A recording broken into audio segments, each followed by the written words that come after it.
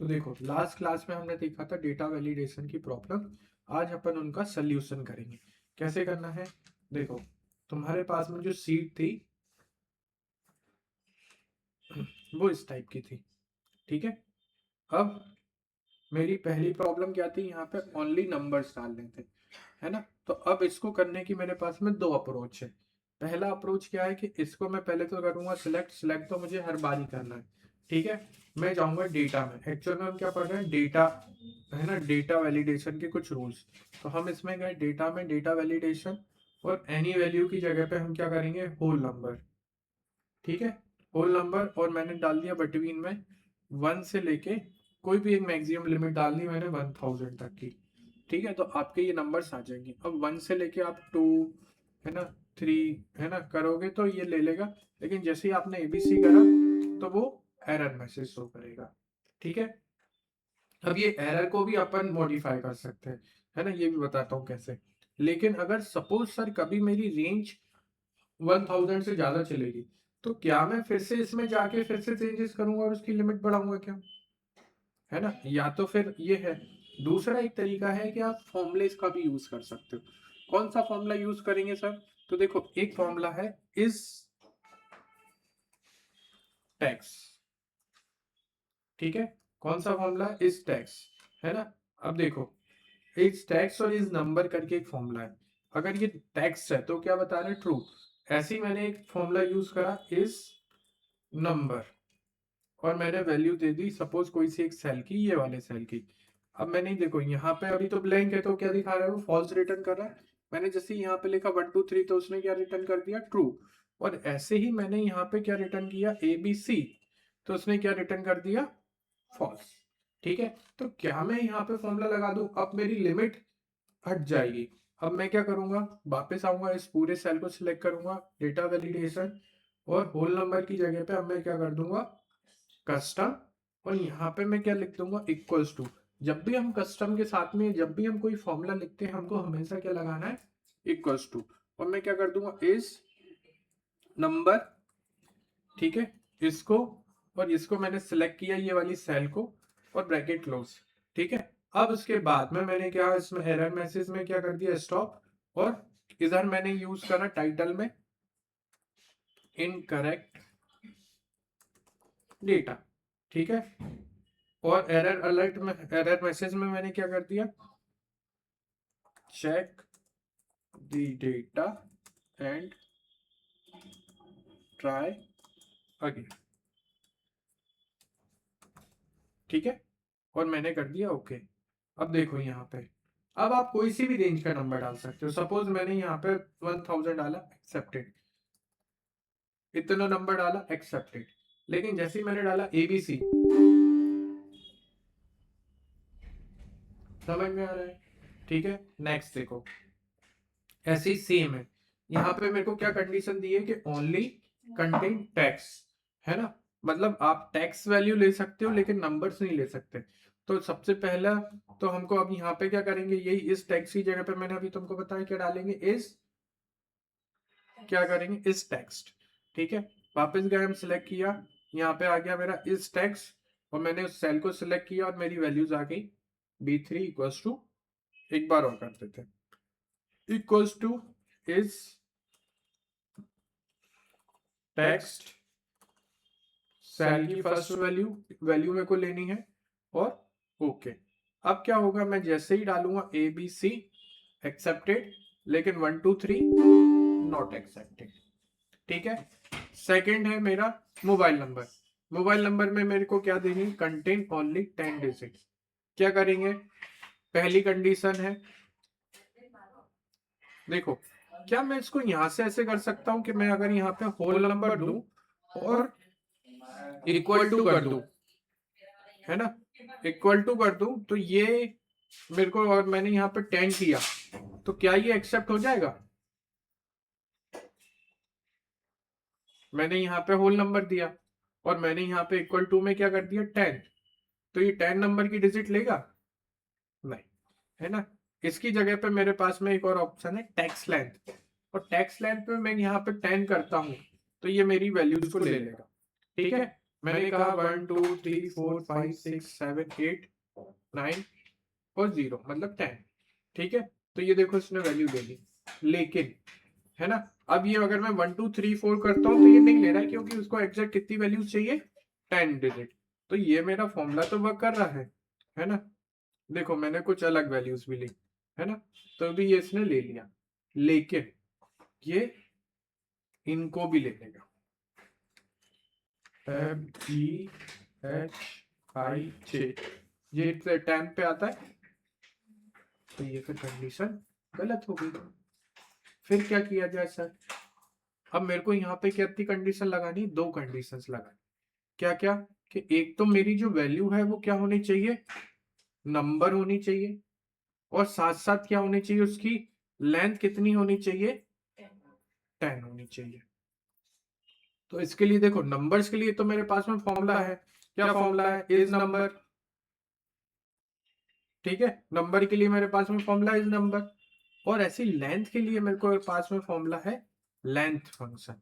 ये जो क्या करता है कि इसके अंदर जितनी भी वैल्यूज हैं उसको काउंट करके देता है। कैसे काउंट कर रहा है सर? मैं एक फॉर्मूला लिखता हूँ, इक्वल्स टू लेंथ, और मैंने इसकी वैल्यू दे दी। सपोज मैंने इसके अंदर ये वैल्यू दे दी, तो ये बता देगा कि इसकी वैल्यूज कितनी है, ठीक है। ऐसे ही सेम, अब मैंने यहाँ पे लिखा 1 2 3 4 5 6 7, कितने रिटर्न करा उसने, 7, ठीक है। तो इस ये क्या कर रहा है, जितनी वैल्यूज हैं उतनी वैल्यूज को रिटर्न कर रहे हैं, ठीक है। अब देखो, तो अब मेरे को 2 कंडीशन लगानी है, ठीक है। कैसे करेंगे? इस पूरी डेटा को सिलेक्ट करेंगे, है ना, डेटा वैलिडेशन में आएंगे। अब मैं क्या करूंगा, कस्टम में। अब सर मैंने तुमको इसके पहले डिस्काउंट शीट और इसकी पहले वाली शीट में बताया था कि जब हमको एक से ज्यादा कंडीशन लगानी होती है तब हम क्या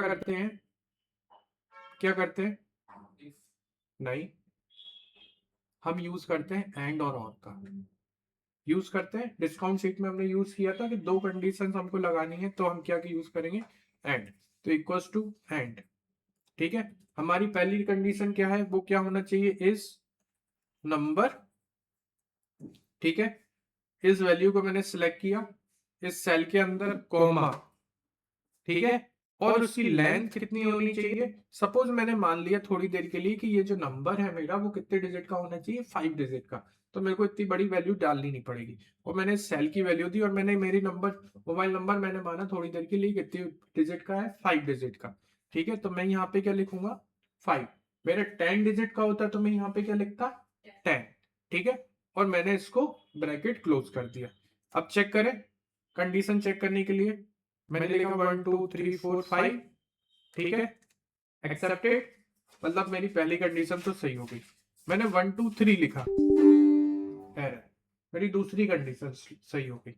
तीसरी कंडीशन ट्राई करते, मैंने लिखा ABC।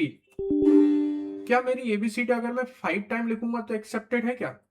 ABCDE हो गई 5, ट्राई करें, नॉट एक्सेप्टेड। समझ में आया, है ना। मेरी कंडीशन सही चल रही है। अब मेरे को सपोज 10 नंबर के लिए करना है, तो मैं इस पूरे को सिलेक्ट करूंगा, डेटा में जाऊंगा, डेटा वैलिडेशन में, और ये यहाँ पे 5 की जगह पे मैं क्या कर दूंगा, 10। तो मेरा लॉजिक परफेक्ट वर्क कर रहा है, ठीक है। आगे बढ़े, आधार नंबर पे आपको क्या बोला था कि सर आपको क्या करना है, रिपीटेड वैल्यूज भी अलाउ नहीं करनी है और दूसरी चीजों को भी नहीं करना है, ठीक है। सपोज अब इसमें आपको कितनी कंडीशन देनी है, पहली कंडीशन है कि ये मेरा क्या होना चाहिए, नंबर, आधार नंबर नंबर में होना चाहिए, टेक्स्ट में नहीं होना चाहिए। दूसरा क्या होना चाहिए, आधार नंबर के साथ में डुप्लीकेट वैल्यू नहीं होनी चाहिए, ठीक है, मतलब रिपीटेड नहीं होना चाहिए। और क्या होना चाहिए, उसकी लेंथ एग्जैक्ट कितनी होनी चाहिए, 12 डिजिट का होना चाहिए। मतलब कितनी कंडीशन देनी है, 3।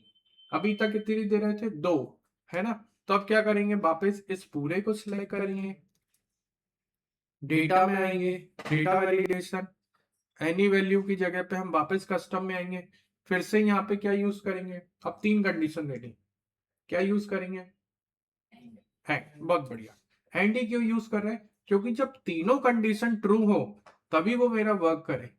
तीनों में से कोई भी एक फॉल्स हो गई तो वो एक्सेप्ट नहीं करे। और अगर तीनों में से कोई एक को भी एक्सेप्ट करना होता कि तीनों में से कोई भी एक यूज कर रहे हैं तो क्या यूज करते, और। ठीक है, अभी हम तीनों को एक्सेप्ट कराना है तो हम क्या यूज कर रहे हैं, एंड। ठीक है, पहली कंडीशन क्या होना चाहिए, वो एक नंबर, तो इस नंबर। ठीक है, सेल का रेफरेंस दिया मैंने ये वाला। ठीक है, दूसरा इस नंबर के बाद में नेक्स्ट मेरी क्या प्रॉब्लम है कि वो डुप्लीकेट, उसकी लेंथ होनी चाहिए, लेंथ कितनी होनी चाहिए एग्जैक्ट। सपोज मैंने कहा मेरा आधार नंबर थोड़ी देर के लिए कितने डिजिट का है, 5 डिजिट का। ठीक है, मेरे को फॉर टेस्टिंग पर्पस के लिए, तो मैंने कितने डाल दी इसकी लेंथ, 5। ठीक है, अब उसके बाद में अब मेरे को उसको डुप्लीकेट वैल्यूज भी यूज नहीं आनी चाहिए, तो क्या करेंगे सर, हमने एक फॉर्मूला यूज करा था, कौन सा, काउंट इफ, है ना। देखो ध्यान से, काउंट इफ का मैं तुमको लॉजिक भी बताता हूँ। काउंट इफ, ठीक है, इस पूरी रेंज में कहीं पे भी डुप्लीकेट मतलब उसके जैसा नहीं आना चाहिए, तो मैंने ये रेंज दे दी और उसको कर दिया फ्रीज। फ्रीज करने के लिए मैंने प्रेस किया F4। ठीक है, कॉमा, फिर मैंने सेल को सिलेक्ट किया, है ना, पहली सेल का रेफरेंस से। ठीक है, और इक्वल्स टू मैंने डाल दिया 1। देखो, पहली कंडीशन और मैंने ब्रैकेट क्लोज कर दिया। अब देखो ध्यान से,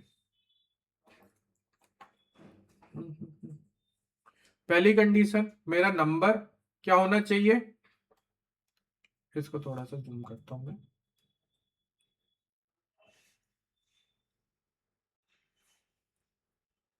देखो, पहली कंडीशन मेरा नंबर होना चाहिए, दूसरी कंडीशन उसकी लेंथ कितनी होनी चाहिए, 5 डिजिट की होनी चाहिए, और तीसरा काउंट इफ में मेरी वो रेंज में कोई भी डुप्लीकेट वैल्यूज नहीं होनी चाहिए, और उसका फर्स्ट रेफरेंस मैंने पहली वैल्यू से दे दिया, और उसको इक्वल टू में क्या कर दिया मैंने, 1।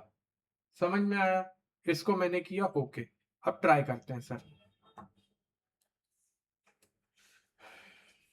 देखो क्या करना है ना, पहला मेरा क्या होना चाहिए, नंबर, और कितने डिजिट का होना चाहिए, 5 डिजिट का। ठीक है, एक्सेप्ट, ट्राई करें, एक्सेप्ट। दूसरा, है ना, नंबर्स एक वो तो नहीं ले रहा, ABCDE, 5 डिजिट के मैंने अल्फाबेट डाल के देखे, नॉट एक्सेप्टेड। ठीक है, क्या मेरी 3 डिजिट की वैल्यूज ले रहा है, नहीं ले रहा है। डुप्लीकेट ले रहा है, 1 2 3 4 5, नहीं ले रहा है। ठीक है, इसका जस्ट अपोजिट करके देखते हैं अगर, तो 5 4 3 2 1, बिल्कुल ले रहा है।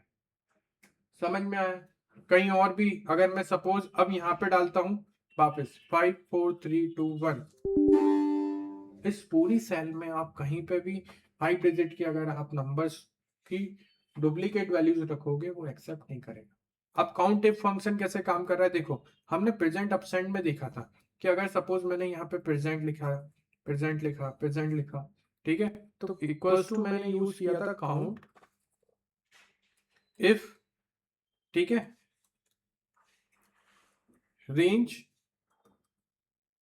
और कैटेरिया। कैटेरिया मैंने क्या दे दिया था, P, ये दिया था, तो वो मेरे को क्या रिटर्न करके दे रहा था, उस वैल्यूज को काउंट करके दे रहा था। अब मैंने कैटेरिया क्या दे दिया, उस सेल की वैल्यू को, और ये कंडीशन हमेशा ट्रू होनी चाहिए, तो इसलिए उसने क्या वर्क कर लिया, डुप्लीकेट वैल्यूज में काम कर लिया। समझ में आया, आगे बढ़ते हैं। डेट ऑफ बर्थ सबसे सिंपल है, क्या करना है कि उसकी यहाँ पे, अब अभी तक ये क्या कर रहा था, एरर मैसेज शो कर रहा था, अब मेरे को क्या देना है, यहाँ पे वार्निंग मैसेज देना है। एरर मैसेज में क्या होता है, दोनों में डिफरेंस क्या है, एरर मैसेज आपको दोबारा वो चीज को एंट्री करने नहीं देगा, और वार्निंग आपको अलाउ कर देगा कि आप उस चीज की एंट्री कर लो। ठीक है, तो मैं कैसे करूंगा, डेटा, इस पूरे डेटा को सिलेक्ट किया, data, data validation, any value की जगह पे अब मैंने क्या डाला, डेट।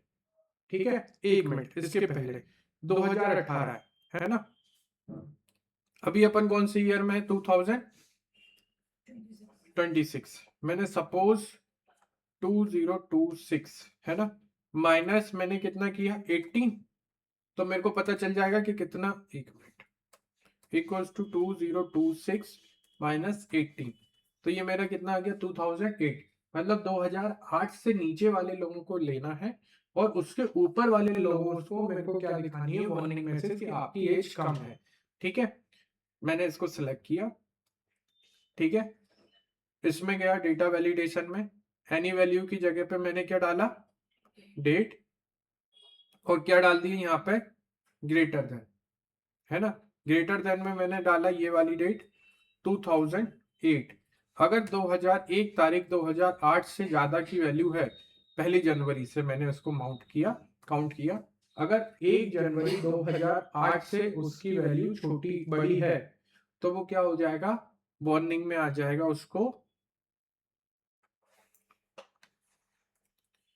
यू आर माइनर, आपकी एज कम है, योर एज इज बिलो 18। ठीक है, ओके, ट्राई करें।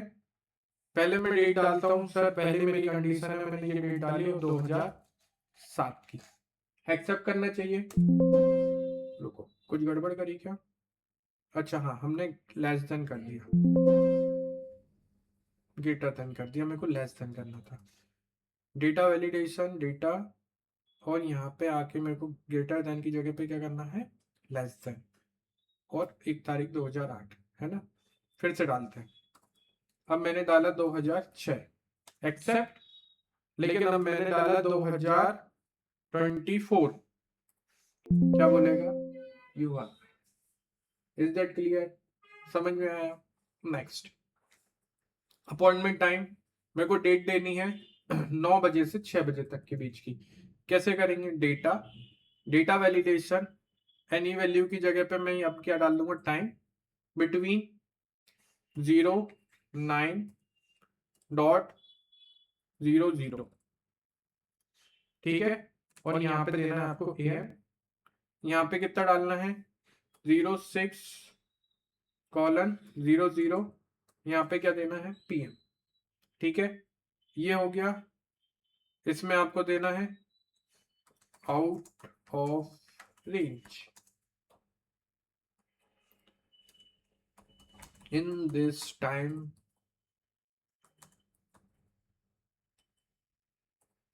अपॉइंटमेंट इज नॉट अलाउड, ठीक है, ओके। अब यहाँ पे मैं डेट डालता हूँ, सपोज मैंने डाला मॉर्निंग 5 AM, क्या मिलेगा,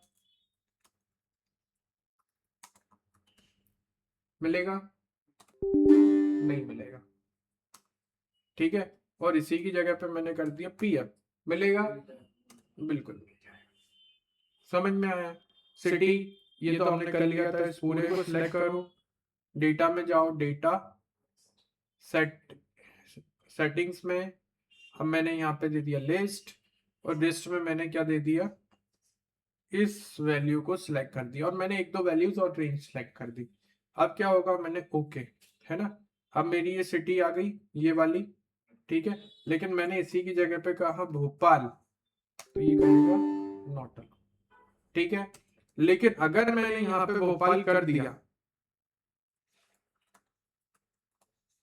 ठीक है, तो वो अब भोपाल ले लेगा, ठीक है। अब मैंने यहाँ पे करा झांसी,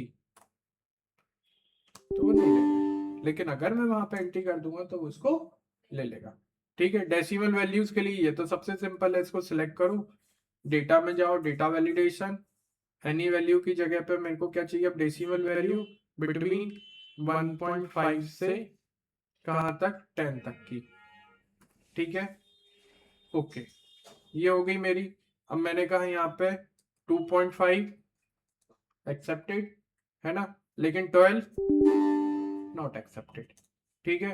रेटिंग सेम, अब मेरे को यहाँ पे क्या सिलेक्ट करना है, इसको सिलेक्ट करना है, डेटा वैलिडेशन, एनी वैल्यू की जगह पे अब मैं क्या करूंगा, होल नंबर में 0 to 10, ठीक है, ओके।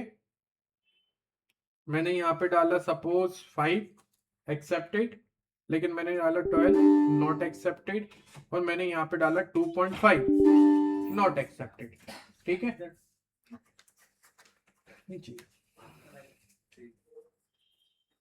ठीक है, अब ऐसे ही मैंने इसमें यूज किया ये वाला। अभी तक जो हम डेटा वैलिडेशन देख रहे थे वो कौन सा देख रहे थे, इनडायरेक्ट डेटा वैलिडेशन। अब इसके बाद में हम देखेंगे इनडायरेक्ट डेटा वैलिडेशन। इसमें क्या करना है, हमको दो सीट को कनेक्ट करना है और एक रेंज के साथ में दूसरी रेंज को सिलेक्ट करना है।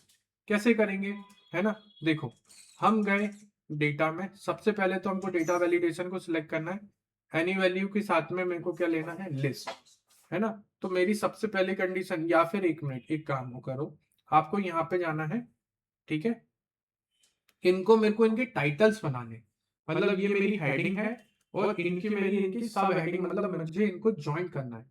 तो कैसे करेंगे, उसके दो से तीन तरीके। पहला तरीका है कि आप इस पूरे को सिलेक्ट करो, ठीक है? इस पूरे को सिलेक्ट करो और कंट्रोल शिफ्ट के साथ में क्या दबाओ, F3।